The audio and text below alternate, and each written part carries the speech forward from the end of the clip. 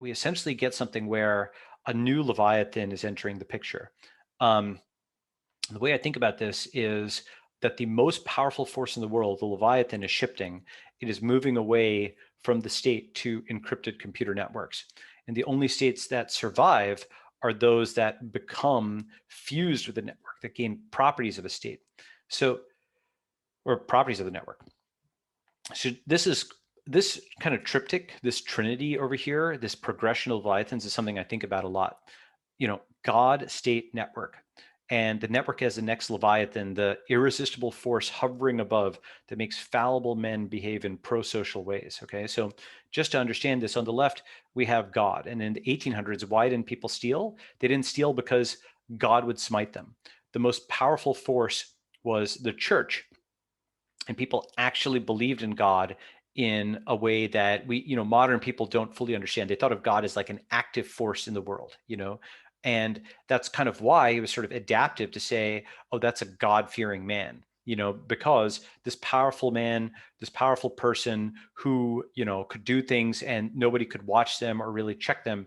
If they still feared God, if they truly feared hellfire for doing something wrong outside the view of someone else, their private decision making might be better. They actually really believed and feared that punishment, right? So that's why a God-fearing man, even if you didn't believe in God, you might want somebody who believed in a traditional view of God because they might be better behaved. And it's conventional, of course, for atheists to say, oh, well, what are you saying? Without God, you wouldn't behave well. And then many of those same atheists will say, what are you crazy libertarians? You want to remove the state, it'll be anarchy and everyone will shoot each other, right? So that brings us to the next Leviathan. As by the late 1800s, enough intellectuals no longer believed in God. Nietzsche wrote God is dead.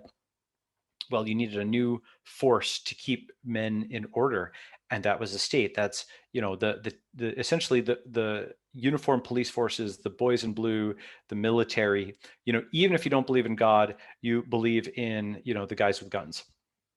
And so by the 1900s, why didn't you steal? Because the state would punish them. Of course, some of those states themselves would punish you and steal, such as the USSR. So it's the total state.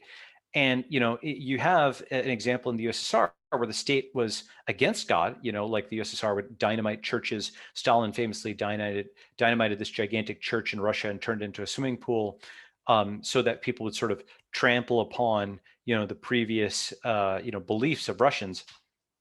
Later, the Russians, after they shucked off communism, rebuilt that church from photos, which is actually really amazing. So that's the state versus God, where the state is just going head to head, hammer and tongs against the prior Leviathan. Or you have the 1950s US, which is like a God-state hybrid. If you think about what is the Marine Corps at that time, it's for God and country, right? And for God and country is basically the God plus state kind of hybrid. So these Leviathans aren't necessarily always exactly opposed to each other. They can be synthesized. And now in the 2000s, we have a new force. In the 2000s, why don't you steal? Because the network won't let you. Either you lack the private key, or your social network will have opprobrium or give you opprobrium, or both, right?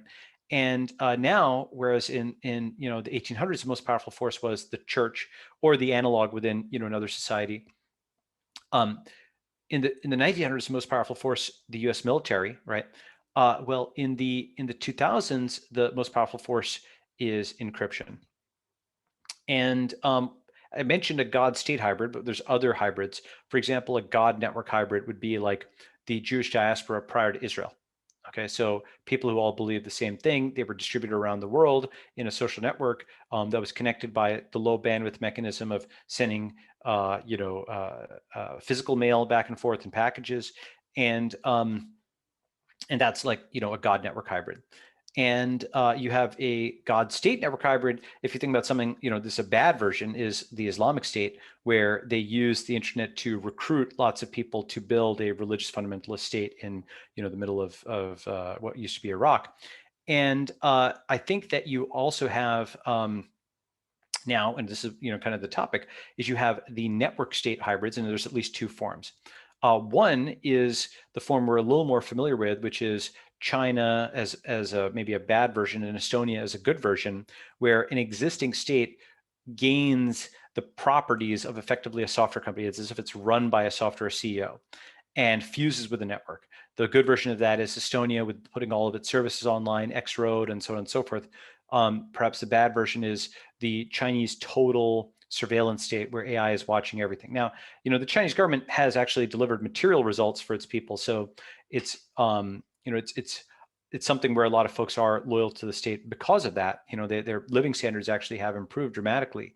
And their rule is basically simple: just do not contest the Chinese government on anything. But what they've built, where they've got cameras that can track you from room to room, is similar to the all-seeing, all-knowing God of old.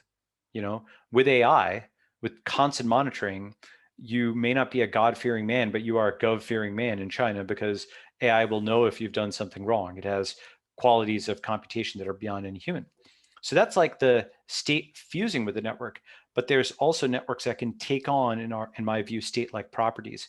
And so obviously we're seeing, Facebook with lots of users, then you get a higher level of command, not just be a daily active user, but a daily inactive hodler, right? That's Bitcoin, that's cryptocurrency. And by the way, this is also something where people, I think just, everybody's prone to kind of thinking about this revolution is similar to the last. Everyone says, oh, cryptocurrencies, well, who uses them? Well, with social networks, the knock on them was, oh, everyone's using them, but they're not making money, right? So with social networks, the use predated the monetization. And with cryptocurrencies, the monetization predated the use. In the most literal sense, they made money first before gaining users. Now they've got 100-something million users. It's going to get to 1 billion. It's very clear. But so, the next big thing never looks quite like the last, just as a digression. So we have these networks that have got communities and they've got currencies, but how do they get geographies, cities, and countries? I'll come to this point.